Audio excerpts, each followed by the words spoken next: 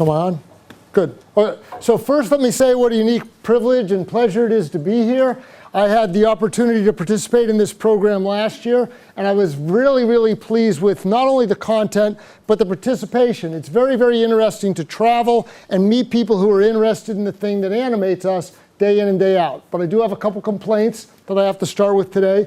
The first, as a general rule, I don't believe I should have to talk in a room with a nicer view than my content.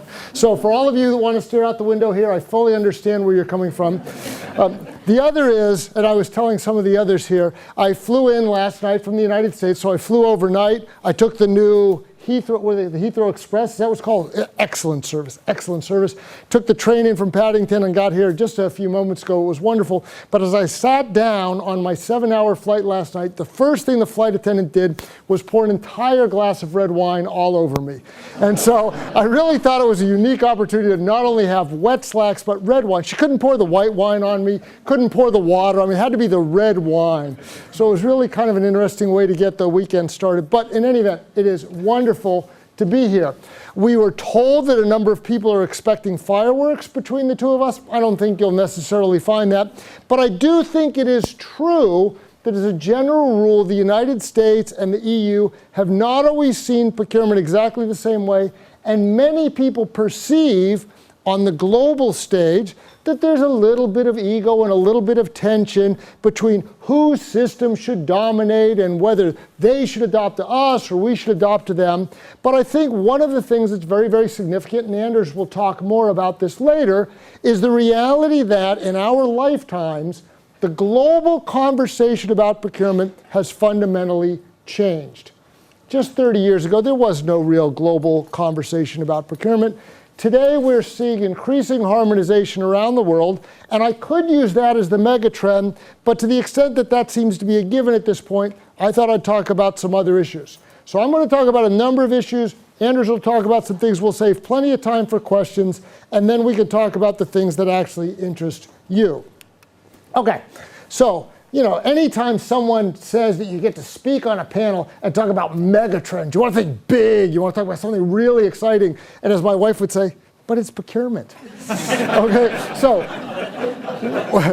we have to keep all of this in context. One of the strange things, and I've been married long enough now, that my wife frequently reminds me that the things that make me really angry and get me really exercised, it's still procurement.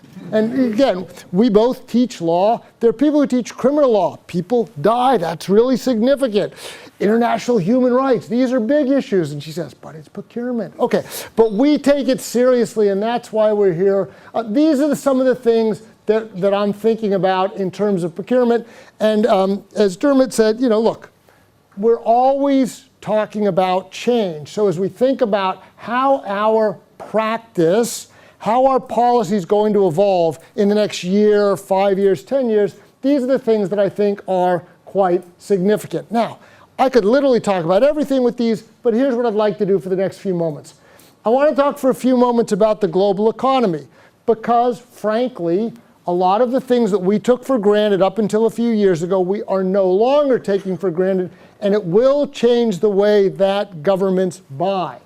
All right, the next, and I think, frankly, this may be the most significant change in my professional lifetime, is the proliferation of services contracting. Governments buy more services today, but the main thing that I want you to take away from this is there are some things government do well, and some things governments do not so well. And one that governments don't do so well is buying services.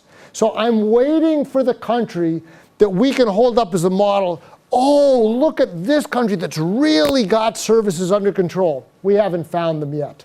At the opposite end of the spectrum, when we went to electronic commerce, it was very, very comfortable 10 or 12 years ago to say, look at what Brazil is doing with Compercent. I mean, this is really innovative stuff. They've made some real progress. I'm not seeing it on services yet, but I'll come back to that one. As an academic, and this may or may not interest you, but I'm going to try to convince you that it should be most important to you. The thing that makes me craziest talking to public procurement officials and governance officials generally around the world is we measure the wrong things in procurement. metrics is a really important thing. How we measure success. How do we know whether what we're doing is good or bad? In public procurement around the world, we measure what's easy, not what's important. And someday, I'm going to find a government official that's willing to engage on this topic. In the United States, they're finally acknowledging that it's a problem, but the transaction costs of fixing it are enormous. The main thing I'm going to want you to remember about this is before you got into procurement, there was a point in your lives when you were normal, okay? You bought groceries, you bought clothes, you bought a home, you bought a car. You spent your money. You knew what you wanted out of that transaction. Nothing that you learned from that experience is translatable to the way we measure procurement in government. I'll come back to that. All right, the last thing that I'll talk about are the classic battlegrounds that every nation deals with in procurement. Now, I could say these aren't mega trends because we've been struggling with the same issues forever. But it's ridiculous to talk about procurement without acknowledging the animating fights that typically consume most of our time, energy, and our policy discussion. So let me go ahead and do them in order. Okay, the global economy. None of this should be a big surprise to anybody in the room, but I'll give you some US numbers just to put it in context. We had a really good economy going for a long time, most of our careers. We had a little bit of a problem a few years ago. The world has not recovered, and it's not going to recover anytime soon, but more importantly, it's changing behavior. So let me just put this in context. We have seen either stable or steady growth in public procurement throughout my professional career and longer throughout my lifetime. Not surprisingly, that economies grow, we spend more money, there's inflation. All right, I just want you to focus on a couple basic numbers here. In our fiscal year 2001, the United States federal procurement budget, what we spent purchasing that year, was just over $200 billion. Now I want you to try to get your arms wrapped around this. We went from 2001 to 2008 from $223 billion to $540 billion. Let me just give you another way to think about that. That's not inflation. Our increase in procurement spending was more than 5 times the rate of inflation during that period. Now, obviously, some of this had to deal with our engagements in Iraq and Afghanistan, but we're talking about a paradigm shift in the amount of spending that we did, and what I'm going to come back to, and you shouldn't be surprised by this is outsourcing. This is basically the myth of smaller government. We're replacing government FTEs, or full-time equivalents, with contractor personnel. And we did it in every conceivable field. But realistically, in a 7-year period, we didn't double the amount that we were spending. We completely changed the amount that we were spending. And then, even as the economy cooled, and it's kind of interesting because we're constantly trying to improve our statistics, but this year's data indicates that we basically were absolutely stable at $540 billion, even as the economy cooled. So we knew it was going to come back down, but it took a little while. It finally started to come back down in 2012. 2013, for the first year since 2008, we dropped below $500 billion again. Now look, this is a big drop, right? How many of your countries spend $80 billion a year in procurement total? That was our drop in that 2-year period.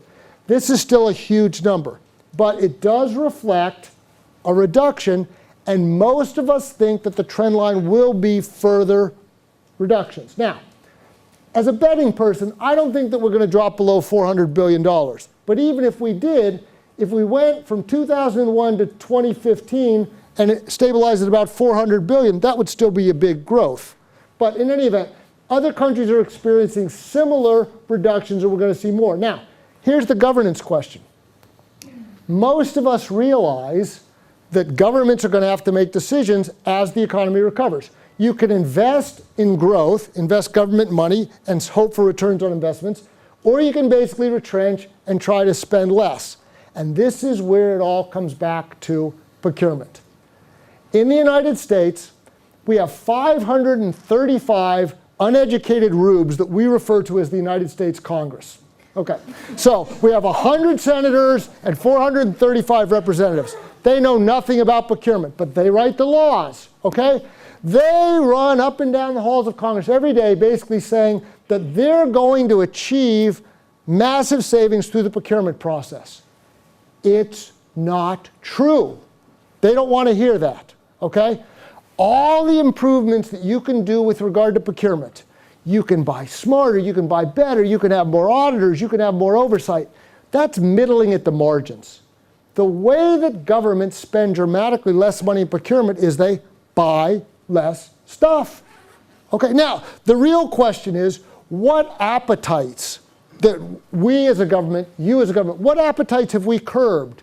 Have we decided that we're going to have less food safety? Have we decided that we're going to have worse transportation?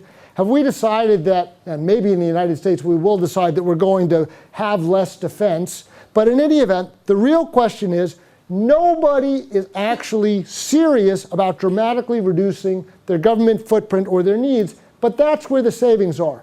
But what you hear when the money gets tight is everybody wants savings in procurement, which means more pressure on our acquisition professionals, and most of it is unrealistic expectations about where the savings will be, and that makes our jobs more difficult. Okay, now, let's go back to the bigger trend going back and going forward. When I came into this business, and I look around the room, there's a fair amount of gray hair here, but for the younger folks in here, before you were born when I came into this business, governments, when we said procurement, we were talking about goods. It was all about commodities. So goods were the biggest thing, goods or supplies, and there was a fair amount of construction, or what most of you call public works, but governments didn't buy services. Services was an infinitesimal amount of the procurement spend. Today in the United States, 2/3 of every dollar we spend is on services, and our trend is not unusual. Now, one of the reasons this is important, and I'll come back to the workforce later, is if your country, like ours, has a lot of senior people in the procurement process, they were hired to buy goods, and they were trained to buy goods, and nobody hired them to buy services, and no one trained them to buy services. It's a very, very different animal. Is it possible you want a different skill set? Is it possible you want a different training regime? More importantly, is it possible you want a different regulatory regime for the purchase and management of services? For any of you who've experienced our regulation in the United States, the Federal Acquisition Regulation, big book, if you dropped it on your toe, you'd break your toe. It's a lot of regulations. It's all about buying, basically, goods. There's almost nothing on buying services, and that's where we spend 2/3 of our money. So let me just give you the best anecdote I can give you on this. Information technology.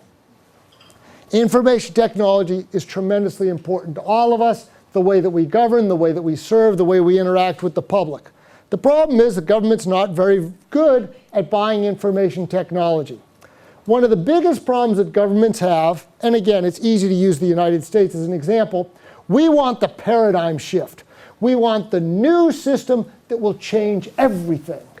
We don't like incremental progress. And as many of you know, the problem with incremental progress in information technology is a lot of times you're upgrading archaic processes that you should just let go of.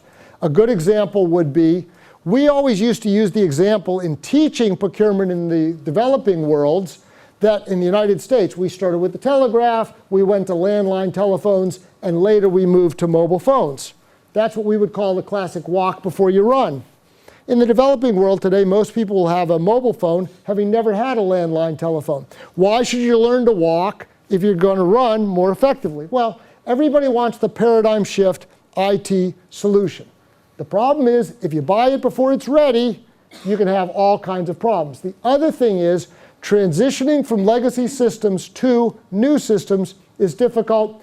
If you've been following this in the United States, the big news story for the last year was the President of the United States promised the public that we would have a new healthcare system online by an arbitrary date. Anytime someone promises a major IT solution by an arbitrary date, you tend to have problems, particularly where you have multiple requirements generators. We weren't ready, it didn't work out so well. Okay, now at the same time that's going on, The big issue that so many of us are dealing with is migration to the cloud. How many of your governments are primarily dealing with cloud-based computing today? Okay? 3 years from now, you all will be. Okay? The era of servers is over at this point. So we're all going to make this move, but it's a huge move. And it basically changes some of the, so for example, one of the biggest investments that a lot of us have in information technology, great big servers in rooms that require a lot of air conditioning and lots of security. You're going to be out of that business pretty soon. The question is, are you going to just go overnight, or are you going to transition to the light? But huge issues here, and pricing these services is really interesting. Most of your experiences in buying information technology is you bought goods with attendant or pendant services. So most of you bought a computer with a service contract. When we move to the cloud, you're buying information technology as a service.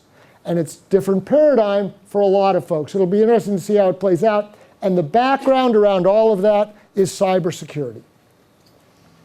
Cybersecurity is the challenge that all of us have. Now, one of the interesting things, and I hope your governments are more creative about this than ours, our government wants to solve the cybersecurity problems. Our government believes that it can build firewalls that are impenetrable. But the problem with that solution is a government system with a great firewall only works if it doesn't interact with the rest of the world. Guess what? The government doesn't serve if it's a closed system. So what we're experiencing in the United States is it's relatively difficult to hack the government's computer systems. Having said that, wow, I just lost everything. There we go. Yeah, okay. Having said that, everything that the government does requires integration with the private sector or other governments. So that's the weak link. In order for the government to really have cybersecurity, it has to share information about the threats and the solutions. Once you share it with the private sector, are you then sharing your solutions with the threat? And we haven't really figured this one out yet. But what's interesting is you can buy the best information technology in the world, and if somebody else can take it down for you, you haven't really got a good solution. So, for example, I'm hoping there's no terrorists out there. But if you decide to take down the United States in the future, don't fly planes into the World Trade Center. It's not there anymore anyway. But the solution really is you can take down our electrical grid very easily. It wouldn't cost much money, not problematic at all. And in fact, some people have experimented with it recently. Our electrical grid is outmoded, it's complicated, and the weak links are everywhere. After you take down the electrical grid, take down our water supply. But the electrical grid is much more driven by cybersecurity. But why bother going to war with us? People can get hurt doing that. You can take down our electrical grid, and once you take down the electrical grid, we also lose our ability to communicate because everything's based on the internet and the cloud, and you've in effect shut us down completely. Guess what? We're not alone. You're in the same situation too. But in any event, these are all huge issues, and what I'm guessing, and I'm just guessing, is that as a general rule, the governments that you either work for or work with do not have the best people in the world addressing these problems.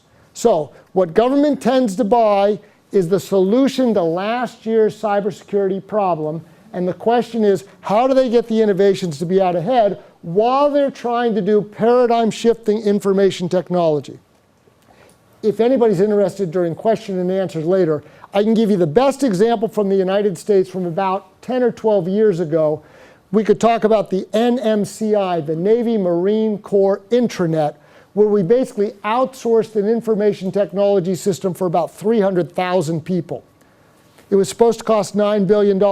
It came in at about $18 billion. But that was the least of our problems. But we can talk more about that. Those will be fun. Okay.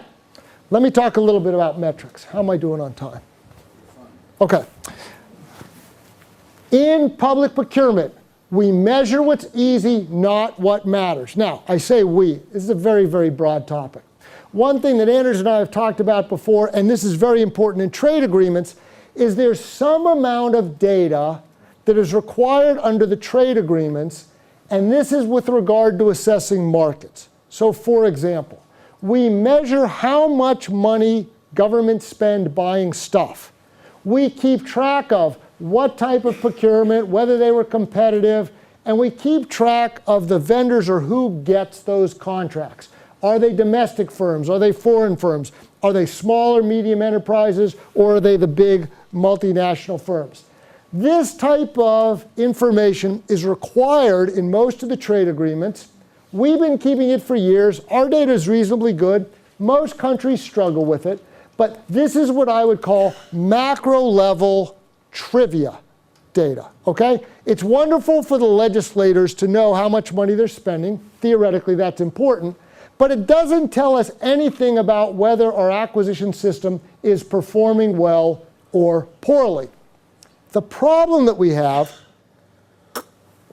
is that most governments measure the wrong thing. So, in the United States, we have three classic procurement measures. We look at individual contracts, and we basically say, let's look at the contract price. We look at it for a couple different things. On the one hand, we want the price that the government pays to be less than the market price. That's ridiculous, and you can't prove it anyway, and we've never actually kept track of that in any meaningful way. But what we do keep track of is we look at the price that the parties originally agreed to, and then we look at whether the government ended up paying more. And if the government ended up paying more, we call that an overrun, and we consider that the end of the world as we know it, okay? So the government should get what it was supposed to get for that price. I'm going to come back and tell you that's irrelevant. Okay, another thing that we focus a lot on is when we enter into a contract, there's a delivery or a completion date. If it's not delivered by that date, it's late. Oh, it's terrible. Okay, I don't care about that either. All right, the next one is we look at the contract, and if the contract says the contractor shall do X, Y, and Z, we look to see whether the contract actually did X, Y, and Z. And if they didn't, the contractor's in breach. It's the end of the world as we know it. Okay, now, let's just think about the things that I just talked about and think back to a time when you were normal. Okay? Think back to a time when you didn't study and think a lot about public procurement. Think about the last time you went out to purchase your automobile or your home or your clothes or your food or whatever you're buying. Okay? When you went shopping, what did you want? You wanted to be happy with the money you spent. You wanted to feel like you got value for the money you spent. All right, let me just give you a couple examples here. In the United States, the biggest things that we buy are often in defense, so I like to use weapon systems. We have an airplane called the B-52, big bomber. We've been using it for a long time. In fact, there are no pilots flying the B-52 today who are younger than the aircraft, who are older than the aircraft, okay? All of the pilots are younger than the aircraft. We've been re-winging and reusing these things for years. Whenever I testify in front of our legislatures, I just say, okay, you're screaming about these metrics. How many of you know whether the original contract for the B-52, whether the contractor met the contract price or whether there was an overrun? How many of you know whether the first airplane was delivered on time? How many of you know if the airplane was exactly what was described in the contract? And the answer is nobody knows, but more importantly, they don't care. Why? It was one of the greatest investments we ever made. The planes lasted for decades longer than anybody expected. They've done all different kinds of missions, and they're unbelievably reliable. If you ever get to go to the Air Force Museum in Dayton, Ohio, they've got a B-52 there where it shows you that every single piece of the plane was basically replaced over its lifetime because it took shrapnel in all different kinds of ways. An amazing aircraft. Okay, now, think back to your own experience. You bought a car, okay? When you bought the car, other than the day you bought the car, how much time do you spend thinking about whether you got the best price for that car or whether your neighbor got it for $1 less, or whether someone else got it for a few dollars less, or whatever? Or do you think, do I enjoy driving my car? Or is my car the one that I leave and I take my spouse's car because I like that one better? All right, so in other words, If you can buy the cheapest thing in the marketplace, but you don't want to use it, maybe it wasn't a good procurement, okay? Let's think about another one. Let's say that you're purchasing, I don't know, I was coming out here, I drove by one of the big power plants. Let's say that you're buying the nuclear power plant for your country. It's going to generate 15% of the nation's electricity. Let's say that the contractor completes the construction of that plant not 2 weeks late, not 6 weeks late, not 6 months. Let's say they complete that plant a year and a half late. You're only going to use the plant for 40 years, okay? Is it the end of the world that it was delivered late? All right, well, let's talk about the specifications. If you write a contract that talks about exactly what you want, and by the time the contract's completed, there's new technology which is better, is that what you want, or do you want the thing you originally agreed to? The point here is, what we should be asking about is customer satisfaction. How many of you have in your national procurement law or your regional procurement law anything that measures customer satisfaction? I'll give you a quick example. So I went through immigration. I picked up my luggage at Heathrow this morning, and as I'm walking by, they have the machines that Asia started using a few years ago. How was your experience coming through? Happy face, straight face, sad face. I got through in 5 seconds. I hit the happy face. I kept walking. Do people behave differently when we measure customer satisfaction? Of course they do. If 2/3 of every dollar that we spend is on services, maybe we need to be thinking about customer satisfaction. But let me just leave you with this. Maybe what we need to be thinking about is less focus on price, less on delivery dates, less on specifications, and more on things like life cycle cost or total ownership cost. When we talk about life cycle cost, we talk about the transaction costs that are involved in the purchase price, the operating costs, the maintenance costs, and the disposal costs. And just so you know, disposal costs can be a positive or a negative number. If you bought a vehicle and it had a high resale value, that's part of your total ownership cost or your life cycle cost. How many countries measure this in procurement? To me, that is the only metric that matters. When you bought it, over the course of when you used that product or your service, were you happy with it? What was the value? So for example, if you're buying information technology, what are you paying per person for whatever the service is? But when it's all said and done, none of the countries that we see are having this conversation, and I think it would be really productive if they did. All right, I'm going to go relatively quickly here to wrap up, and then we can talk more about these. For each $1 million of purchasing they do, it's not terribly difficult to quantify your return on investment. If you hire good people and you train them, you get better solutions. The main place where most countries don't invest is managing contracts after they're awarded. And if you really want to get your arms around this pathology, all you have to do is look at the World Trade Organization's government procurement agreement, which defines procurement as a process that ends when a contract is awarded. It's delusional, okay? Countries, governments generally don't invest enough resources in managing the contracts they've already entered into, and we're as guilty of this as everybody else. Okay, the next huge issue. Politicians are involved in government. Politicians believe if they're spending the public's money, the public should benefit. So if the government's awarding contracts, contracts should go to domestic firms. The government wants to favor small and medium enterprises. You should award your contracts to small and medium enterprises. You can come up with an unlimited number of social policies to effectuate through your procurement process, and our country is the worst violator of this on the planet. But there is no empirical evidence that we have ever seen anywhere that any of these policies work at all. These are wealth redistribution regimes. That's exactly what they are. We are paying price premiums to effectuate social policy. And I remain convinced that the main reason we do it is because no one has to quantify the premiums you pay. How many of your governments keep track of how much more we pay domestic firms or small businesses to get work that they would not have gotten in an open and competitive marketplace. Maybe what you ought to do is give the contract to the most qualified, best price competitor, and then take that money and invest it in research and development or training or whatever else you want to do to support that industry.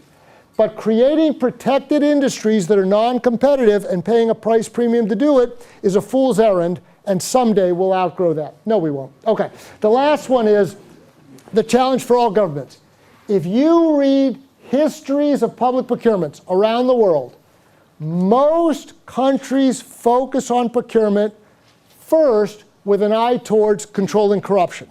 The most important thing I can do is not have my elected officials, not have my politicians, not have my bureaucrats take bribes.